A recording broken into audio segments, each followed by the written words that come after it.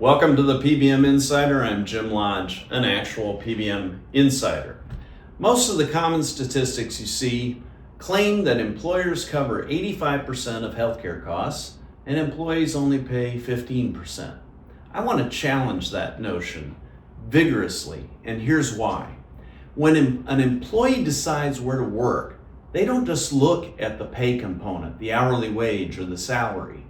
They look at the total compensation. Base pay plus everything that comes with the job. Things like paid time off, retirement contributions, and perhaps most importantly, health benefits.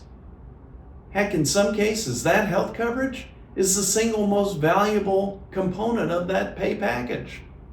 Let's put some numbers to this. Imagine you're the primary breadwinner for a family of 4 with 2 young children. You're offered one job that pays $60,000 a year and includes health benefits. You're offered another job that pays $70,000 a year, but there are no health benefits. Well, on the surface, that $70,000 job looks pretty good. But if you have to buy insurance on the open market, it's not unusual to pay $12,000 or maybe even $18,000 a year in premiums for a family of 4. Suddenly, the higher paying job is worth less in real terms. And the employee is the one absorbing that $10,000 to $18,000 cost difference, not the employer.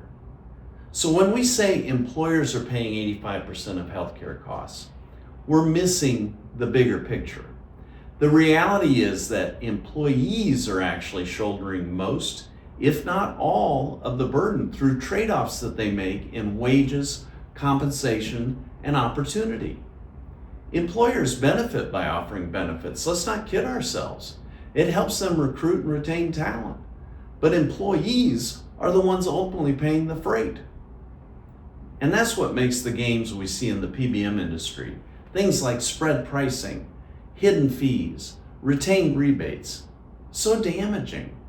These practices don't just inflate costs on paper, they directly hurt rank and file employees. Too often, workers skip essential medication because the out-of-pocket cost is just too unbearable. And when that happens, people's health deteriorates. And sometimes we even see lives are lost. That's the sad truth about our industry. PBM manipulation doesn't just distort numbers. It creates real human harm. And it's time we start being honest about who's really paying the price. This is the PBM Insider, keeping you informed.